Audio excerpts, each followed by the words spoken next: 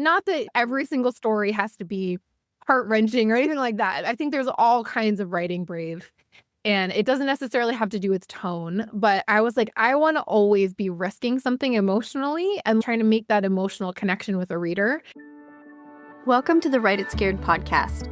I'm your host, Stacey Fraser, a formerly repressed creative soul turned fiction writer, story editor, and author accelerator certified fiction book coach. At Write It Scared, we tell the truth about why writing a novel is so hard by acknowledging that most writers grapple with two stories: the one they want to put on the page to the best of their ability, and the often subconscious internal story that prevents them from doing it. This show is designed to help you identify and rewrite the internal narrative holding you back while you discover and write the story you want to tell and learn all the tools to help you do that successfully. Join me each week for a new episode where we'll talk about writing to deepen our understanding of the craft and of ourselves as writers. Writing a novel is an inside job that we do not do alone. Welcome to Write It Scared. I'm glad you're here. Let's dive in. Hi, writer. Welcome back to the Write It Scared podcast, where we talk about the brave and often messy act of writing our novels so that we can do it with more clarity and confidence. I'm your host, Stacey Fraser, and today I am in conversation with Brooke Adams Law, who is a book coach and a novelist, and we covered a lot of ground in our interview about writing brave and how to use our intuition as writers and how to heal creative wounds by using our voices with compassion for ourselves. It was a fantastic conversation. Brooke was a wonderful guest. She is incredibly candid and held nothing back as she talked about the process of writing her debut novel, Catchlight, about being rejected multiple times before eventually publishing that debut novel. I hope that you enjoy her interview. Without further ado, here is her bio. Brooke Adams Law is an award-winning author and founder of the Writing Brave movement. Brooke helps creative, intuitive people claim their author identity so they can start, finish, and publish brave, dazzling books. Brooke's debut novel, Catchlight, won the Fairfield Book Prize and was named Best Indie Book of 2020 by Kirkus Review and was featured on Good Morning America's blog. Brooke spends her professional time coaching her book clients, writing her own novels, and running the publishing arm of her business, Writing Brave Press. In her personal time, you can find her reading in the backyard, breaking up disputes between her children, and drinking decaf cafe au lait with oat milk. Hi, Brooke. Thank you so much for coming on the podcast. I'm so excited to talk to you today. How are you? Hey, Stacey, I'm doing well. Yeah, I'm excited to be here. Thanks for having me. So where are you in the world? I live right outside New York City. So yeah, New York, it's very gray and rainy on the day we're recording this, but You're bi-coastal. I'm in California, so we yeah. So I gave you a bit of a bio, but if you would be so kind, would you please share a bit more about yourself and your journey to becoming a writer and a mentor for writers? Oh, yes. So I am the author of Catchlight, which is a novel. It is about a family of 4 grown siblings. They can't stand each other.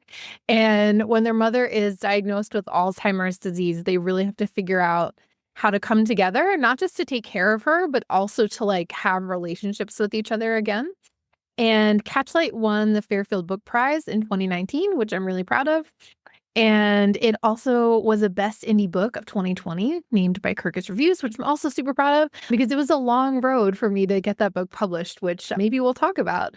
So in any case, I am also the founder of Writing Brave, which is a book coaching company. And I work with writers in a variety of formats. So I do one-on-one and small group coaching. And then I also have digital courses. And I run an event every year called the Writing Brave Summit, which is a virtual conference. And we also have a hybrid publishing arm. So there's always lots happening. And I'm working on my second book right now. So super fun. Yay. I just started reading your debut, Catchlight, and I'm really enjoying it. Yeah, thank you. So thank you for writing it. So I am just so curious about Writing Brave. Tell us more about Writing Brave, why you created it, and what is behind that name. Because I absolutely love it. It's almost like the inverse of Write It Scared. Oh, yeah. And I thought of that. But I feel like they're two sides of the same coin. So I think that's perfect. It's interesting because I talk to my kids a lot about being brave, and my daughter, who's 5, will often say like, "But I'm not brave, I'm scared." And I'm like, "That's okay because they're right? They're the same thing, right?" And so when we write it scared, that enables us to write brave. I feel like they really are, again, two sides of the same coin. So in any case, I started my business back in 2018, and I actually started out as a freelance copywriter. So I was writing people's websites and blogs, and I was writing sales emails and things like that. And I had a business coach about a few months before my book was coming out, and she was kind of like, "Why are you writing other people's websites when you have an MFA and you have like this amazing book coming out?" And she was like, "Why aren't you helping people write books?" And I was like, I don't know. Why aren't I doing that? So I started out kind of pivoting into coaching people who were writing books. And I started with this one thing where I would do on Monday mornings called the writing circle.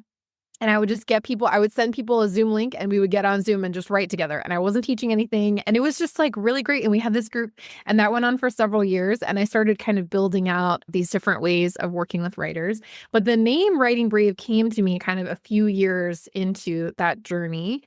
And the story is I was part of a project. I wrote an essay that was going to be included in an essay collection. And kind of post pandemic, I got to go to a book launch party of that, essay collection.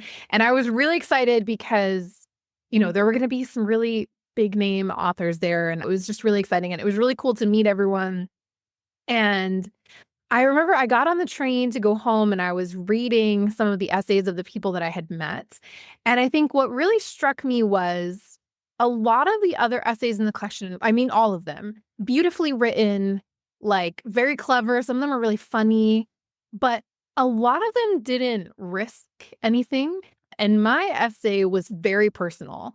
It's called The World I Build for You. And it's a letter to my daughter, and it's about body image. And it's all about how, when I was pregnant with her, everyone had lots to say about my body. Like someone I didn't even know asked me if I was having twins. Like just multiple people had a lot of opinions about how much weight I gained. And just like, I was just like, this is none of your business, right? And so I wrote her this letter and I just said, the world I want to build for you is one in which women can take up as much space as they want and their bodies can look all different ways, right? And it was really vulnerable.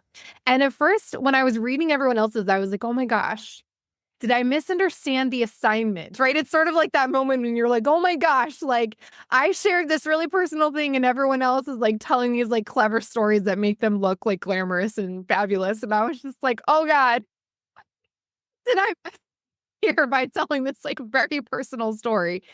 And then I really thought about it. And I remember thinking, you know what? Like the only reason I write is to write brave. And if that's not the quote unquote assignment, like then I don't want to do it. Right. And not that, every single story has to be, you know, heart wrenching or anything like that. I think there's all kinds of writing brave.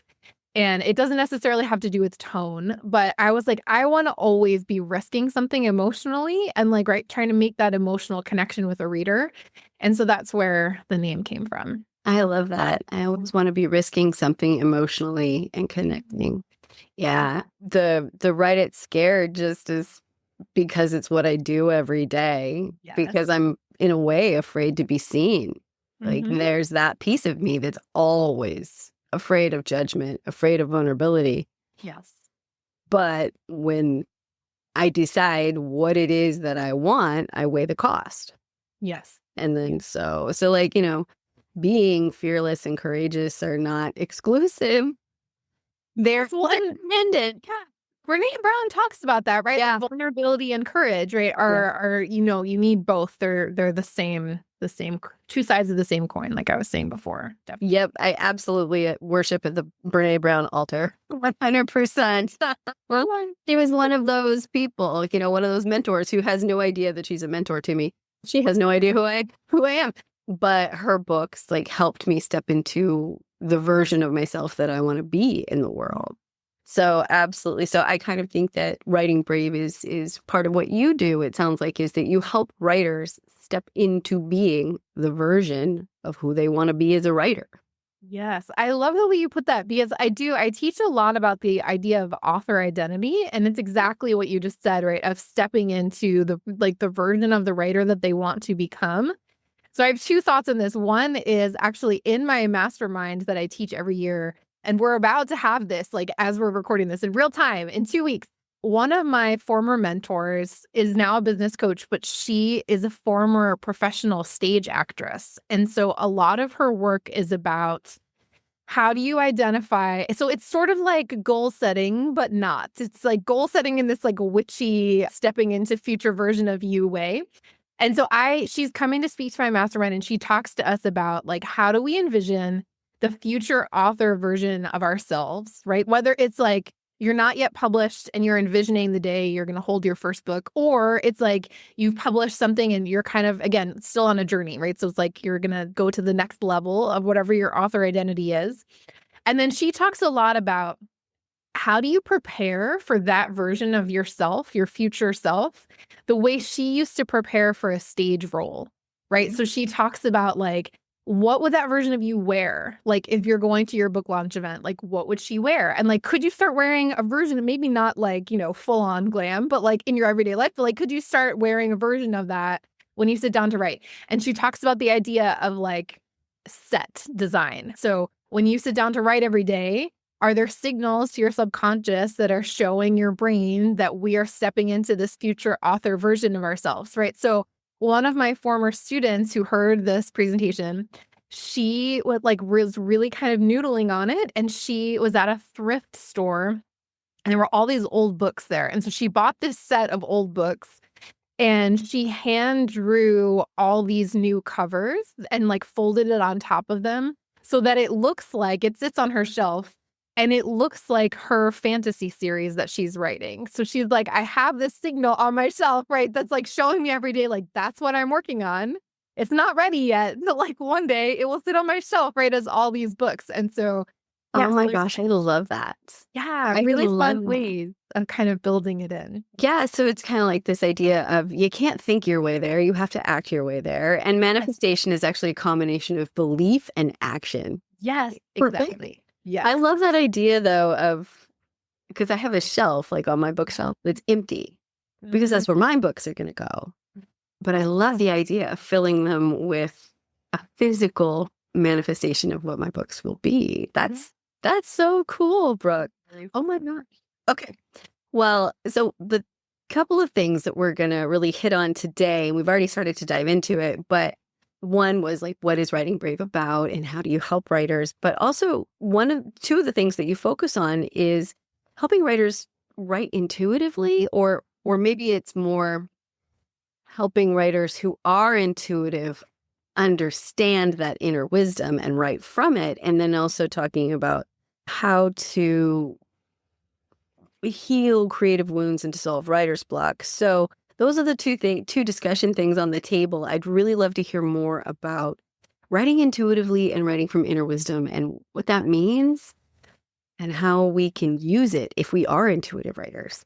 So a lot of the writers who find me really resonate with this idea of intuitive writing.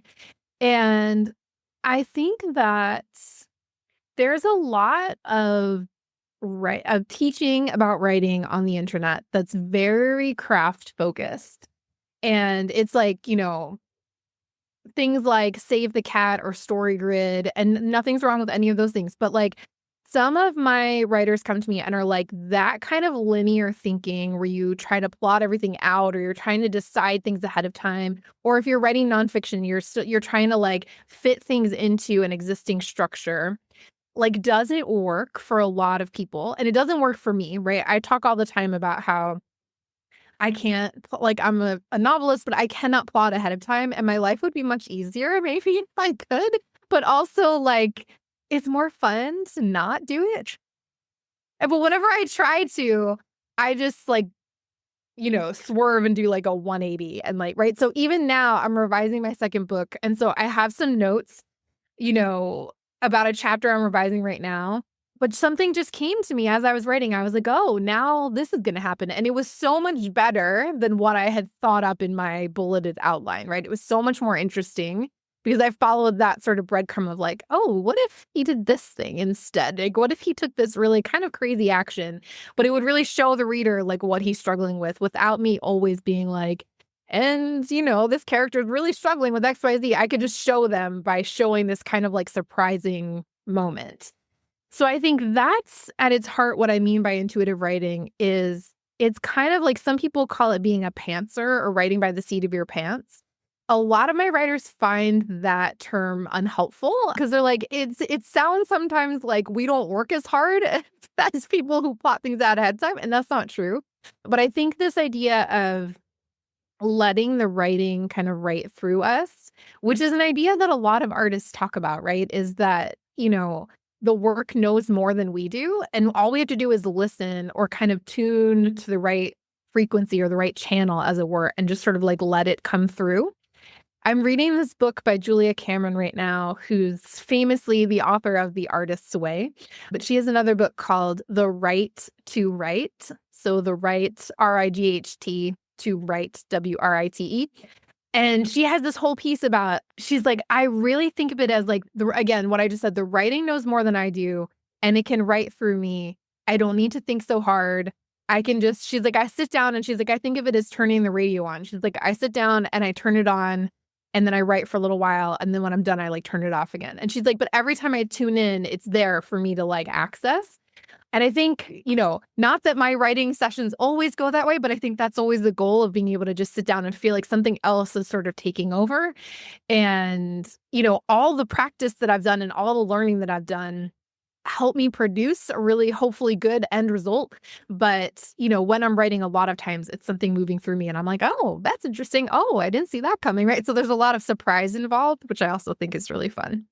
I love this idea. And from what I understand, I mean, just from the blurb of your book, there is a mystery in it. There's a secret, right? Somebody's keeping a secret.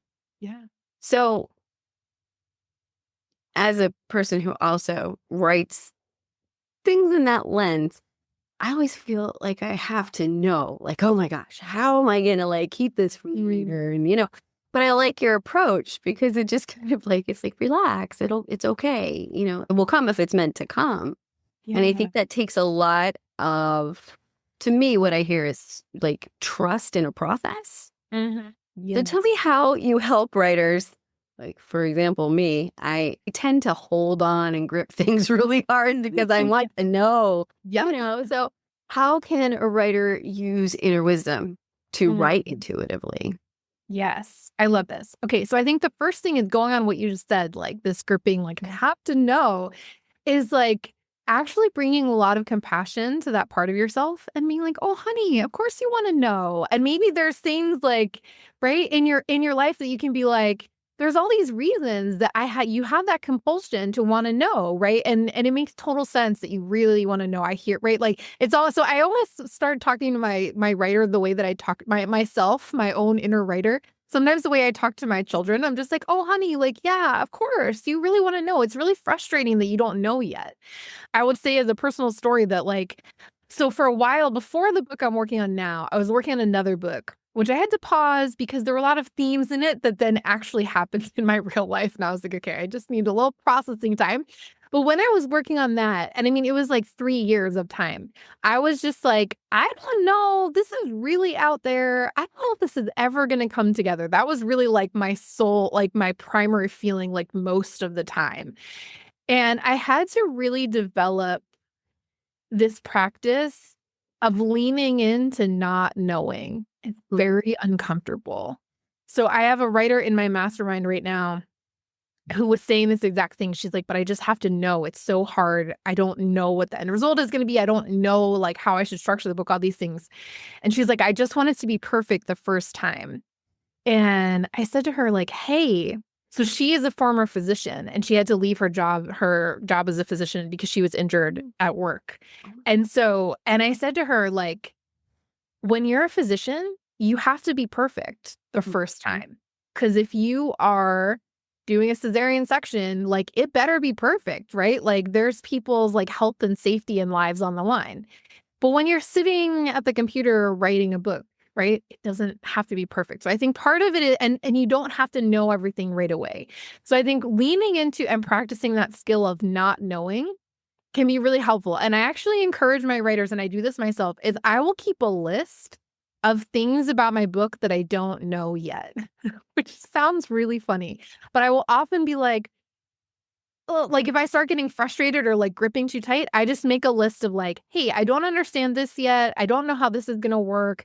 I have this idea, right? Like the thing in Capsulite that's a secret. Like how, like I might ask myself questions like, how do I keep this from the reader? Like you were saying, how do I keep this from the reader? How do I reveal it in the most interesting way possible? Right. I may like keep a list of like those questions.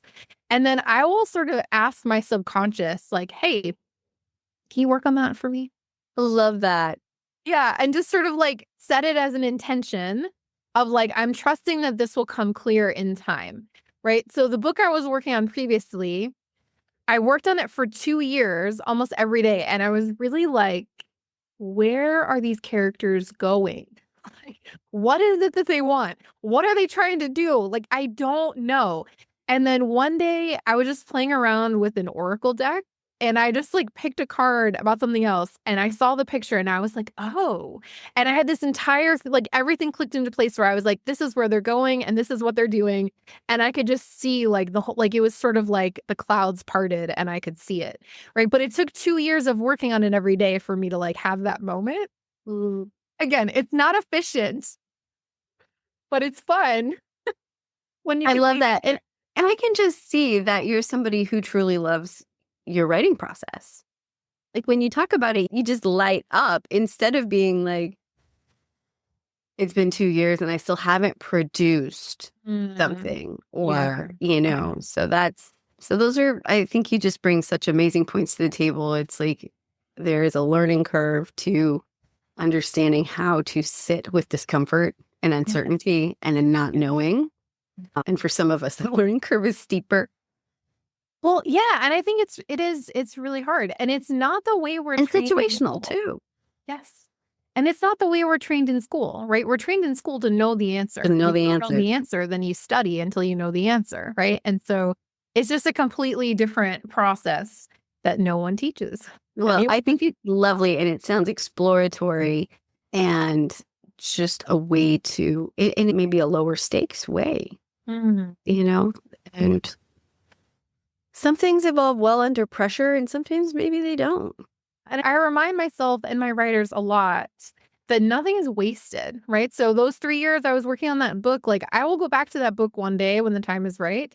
But yeah, but sometimes I'm like, "It's been 5 years since my last book came out," right? Like, it sure would be nice if I could write a book a year the way other people seem to do, right? But also, it's just I don't know. This is sort of the season of life that I'm in, and I have young kids, and I run a business, right? And it's like, again, I think you said it really well, just trusting the process that it's gonna keep unfolding. And applying the lens of your reality and narrowing the focus to just that lane. Like you're Mhm. not anybody else. You're you with your experience. And I have to remind myself of that constantly. And there's nothing wrong with that. We don't have to be anybody else. Our experience is just as valid Yes.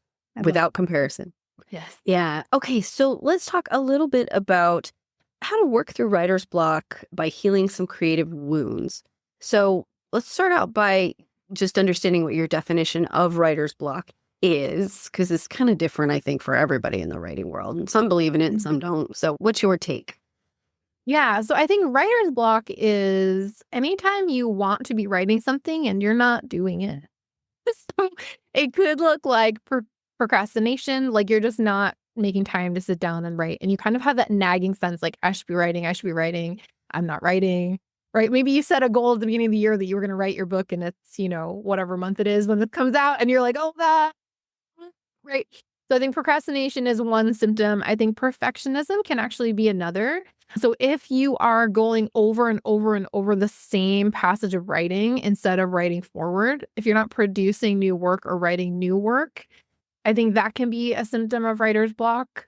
Another one that people don't talk about that much is sort of like, how mean are you being to yourself about your This is, writing? this is so funny. I've put all of these things under the umbrella of resistance. I call it the three Mm. poisonous P's: Oh, procrastination, perfectionism, and pessimism. oh my gosh, I love that we Now, know it's like there. It's like amazing.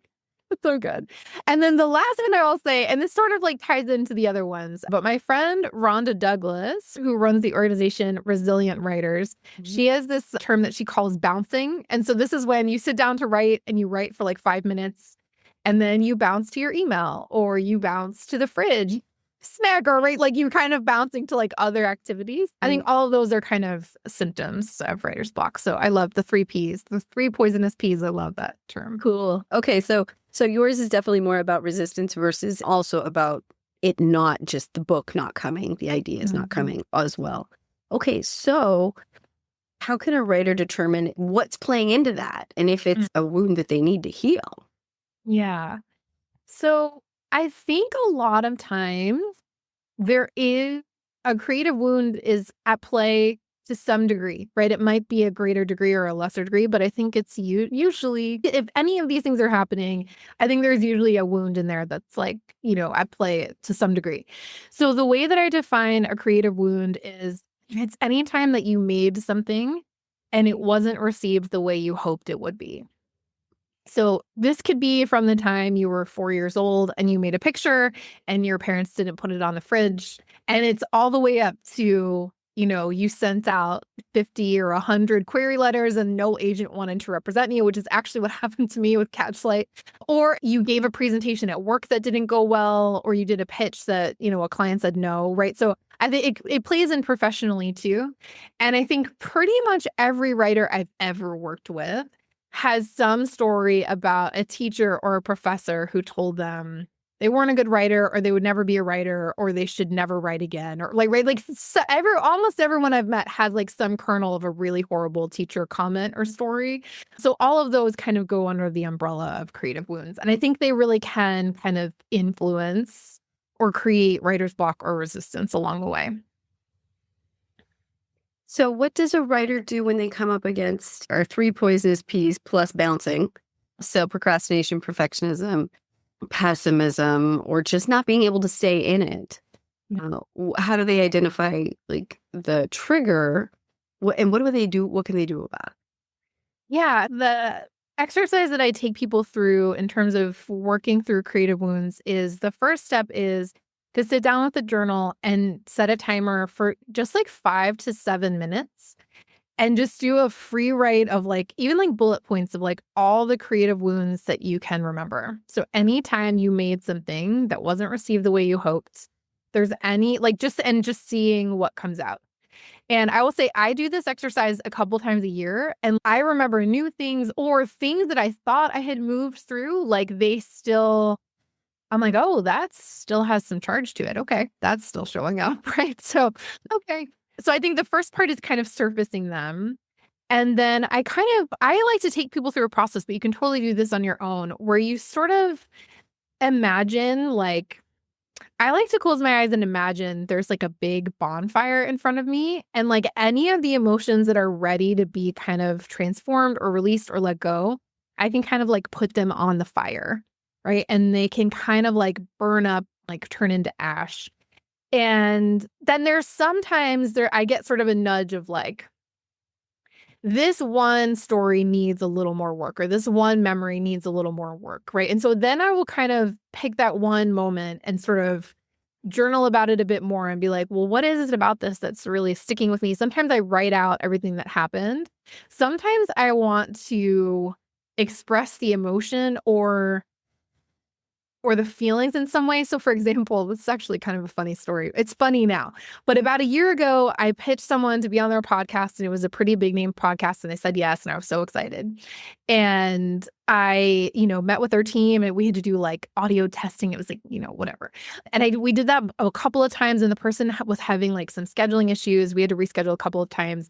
So the third time that it was scheduled, I woke up that morning and I had a really sore throat and I like couldn't talk at all. And so I sent them an email and I was like, I'm so sorry, but like, I'm really sick and I can't do it. Can we, send me a thing and I'll reschedule, whatever. And she just said, oh, I'm not going to reschedule. Like, sorry you're sick, but we've rescheduled too many times. And I was like so crushed. I did this thing and I showed up and all the things. And I even asked her, I was like, would you reconsider? Because, I was like, I understand life happens and, we rescheduled according to your schedule a couple of times. That's totally fine. It happens. But like, would you consider rescheduling? And she was like, no. And it was just really hurtful and painful. And so one thing that actually helped me like kind of express the emotion was sometimes I do this if I'm feeling really mad, is I put on the voice recorder on my phone and I pretended that I was leaving her a really snarky voicemail. I mean, I didn't even have her actual phone number. It's just like I pretended that I was leaving this like really snarky voicemail. And then I just deleted the voice memo.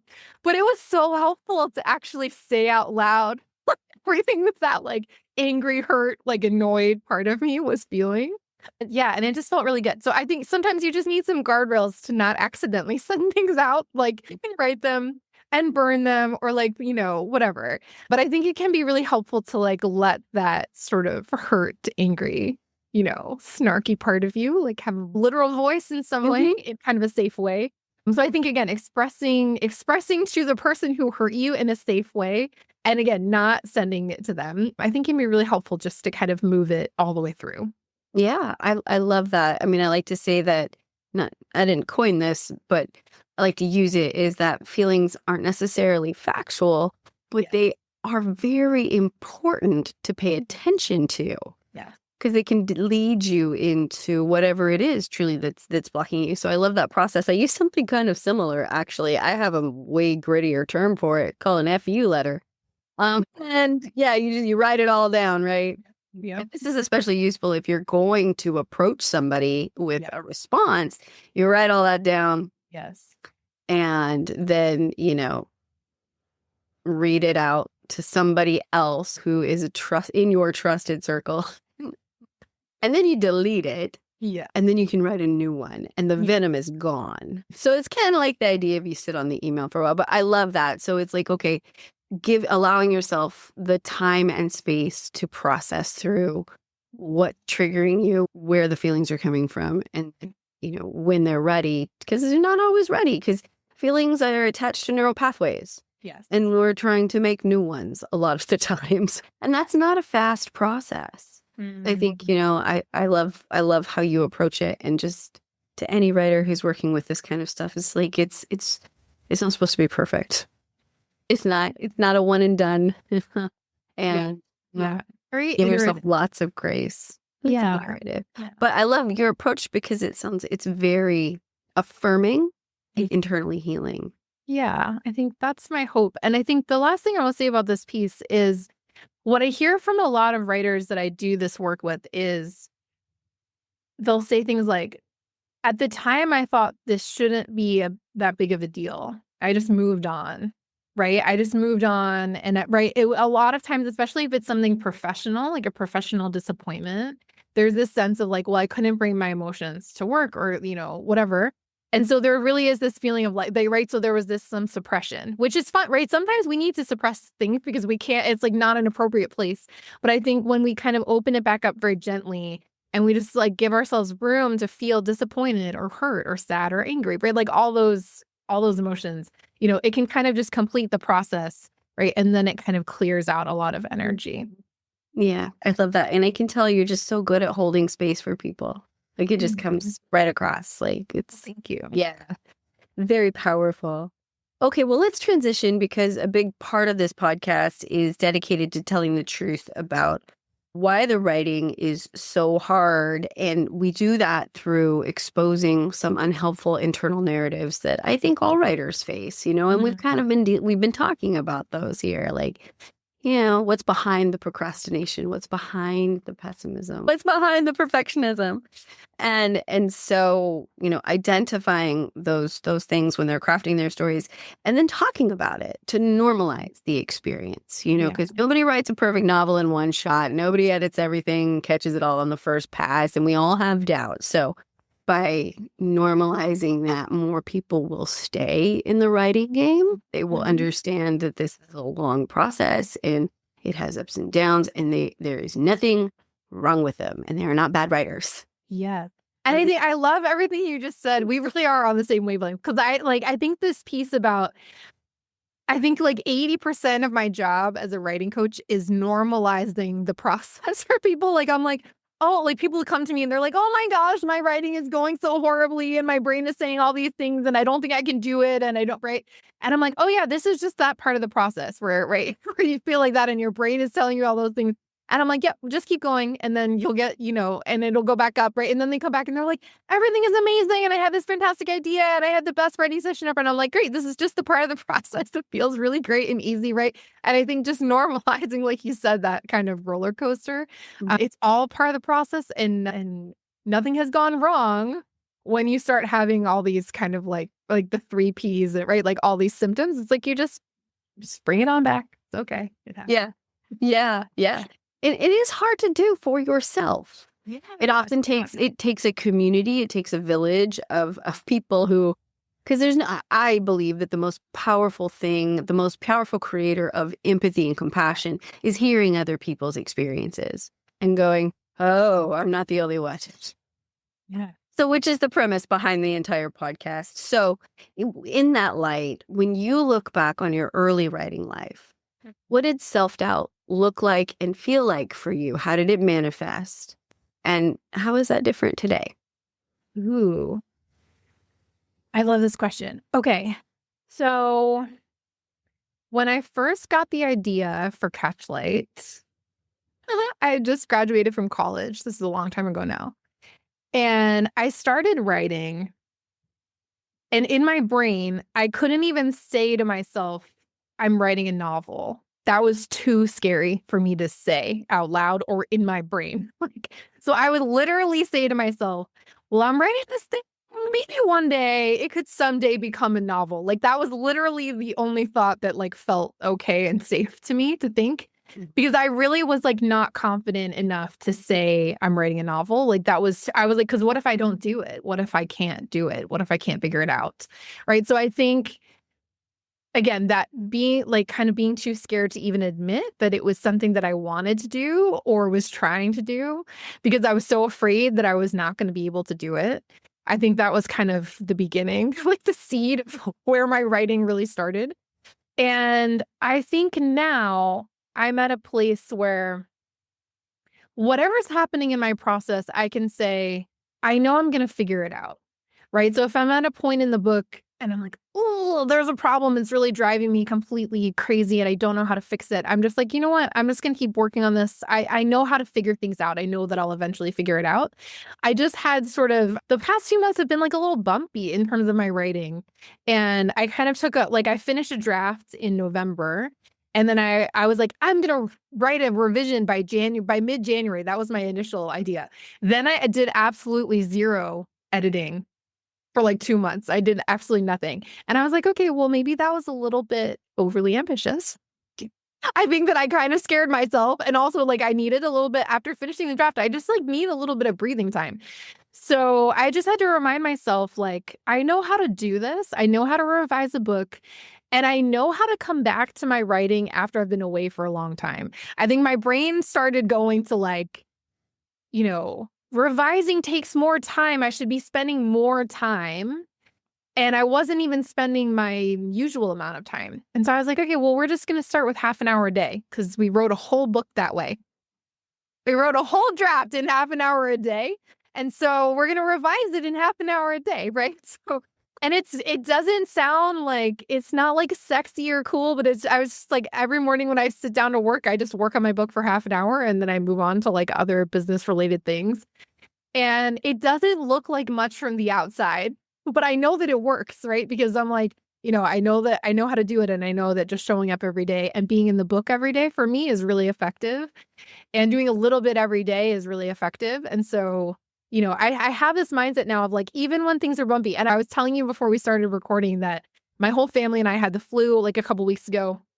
And I was a bit like, I'm so behind on my revision. Meanwhile, like I don't have a deadline. Like I don't have an external deadline. It's really fine. And, when I came back from being sick, I gave myself a couple of catch-up days on like email and things. And then I just went right back to like half an hour of writing a day. And it's like, again, it doesn't sound exciting, but it works.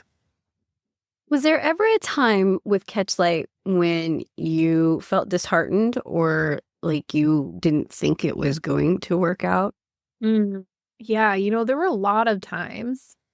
I think So the way I worked on that book is I spent maybe 2 years, 2 or 3 years, like writing a draft, and I didn't really know what I was doing. And I was, working lots of different jobs and moving and early 20s, figuring things out. And I finished a first draft and I remember thinking, I know I could do better, but I don't know how to make it better. So I went and did my MFA degree. And I remember the whole time I was doing that, I remember thinking like, working this hard on a book is a really big risk because I don't know if it's ever going to pan out. And there were 7 years in total when I was writing. And the whole time in the back of my mind, I was like, this might never see the light of day. Like, I'm pouring my whole heart and soul into this and I'm doing the absolute best that I can, and no one might ever see it. And there really was this sense of like, I was like, someday this could make a really good story, or someday it might just be like, and then it didn't happen, right? It didn't happen for me. And I think in particular, some of the hardest moments were when the book was done and I started pitching it to agents. And I pitched 125 agents and all of them said no. And I remember hitting this point of like, maybe this isn't going to be my first book. Maybe my first book is going to be something else. And maybe this is going to go in a drawer. And it was really disappointing and like really sad. And then I think it was a year or 18 months later that it won the Fairfield Book Prize. And the prize was a book deal with like a small press. And I was like, wow, that whole time. So I think in total, from the time that I first had the idea to the day that it came out, it was about 12 years. So 7 years of writing, and then took about 5 years to get published. And the whole time I was like, I don't know if this is going to pay off. I don't know if it's going to happen for me. I don't know if this book will ever come out. And then to be able, though, for it to come out was just really thrilling. But I think for most of that time, I was like, I don't know. I don't know if this is going to work or not. Did you feel called to write even though there was no guarantee like it might not work out? Yeah, I think Stephen Pressfield talks a lot about this in his books, The War of Art and Turning Pro, which I'm rereading right now. He talks about how I just came across this line and I was like, yep, that's how I feel. He was like, basically, because he had years and years, decades of failed writing projects. And he says, the thing was that I can't do anything else. Like if I stop writing or I try to get another job, he's like, I just get so depressed that no one can stand me, including myself. And I'm like, that's what it is, right? So if I'm not writing, I'm just not really that fun to be around. So Yeah. I feel like I owe it to myself and the people around me to just carry on, for sure. What I love about your story, one, is I love that you're willing to share like the ups and the downs and how long it really took and the number of rejections and all of that, right? That's the reality. This is a hard game. Mhm. But what rings through for me is that through the process, you learn how to finish. And that's a skill Yes. set. Yeah. That's a skill set that you can cultivate. But Totally. it happens through the doing, through the action, through the 30 minutes a day that Yeah. add up over time. And so, but by the end of all of that, you wind up with a book that you're proud of. Whether or not the world is up for accepting that book, Yeah. well, no words are wasted. It taught you so much. It taught you how to finish. And if you can't stand yourself not writing, Right? I'm right. It's much it easier. took me a long time to figure that out. But if that is the thing that you're here to do, then you're going to walk forward more confident knowing that you can do it again. And that's the funny thing is like, my first novel took me 4 or 5 years and I wanted to tear my hair out many, many times. And I probably did. And then, the second that it was finished and it was buttoned up and I sent it off and, the world is like, no, thank you. I'm like, okay, well, it was my first novel. I'm gonna put that back in the drawer. Mhm. But I'll be damned if I wasn't burning to do it again. I never Yeah. would have known that about myself had I not finished that first book. So I just think, finish it, learn how to finish it. Yeah. Especially if it's your first book. Yeah. And the last piece that I will add is that, Catchlight was published by a small local, like a small independent press. And I will be totally honest, it did not sell many copies. And I did a lot of marketing and it still did not sell many copies. And, people read it and they're like, it's so great. And, it's critically acclaimed, quote unquote. And also, it didn't sell that many copies. Like, I'm literally like, when I go to get an agent for my next book, I'm like, I wonder if it will actually be a hindrance to me that my first book sold so few copies, right? It's something that I think about. So I think it's important that like even in all the success, like I just said all these things I'm like so proud of. And then also Like, yeah, it didn't sell that many copies. I hope my next book sells more copies. That sure would be nice, right? So I think there are sort of always like, there is always the next level. And also, I had to work through some of the creative wounds around, my book didn't sell that many copies. And I wish that it had. So I think it's all part of, like you said, it's all part of the process. And there's a lot of emotions. And I think a big part of it is managing the emotions that it brings up.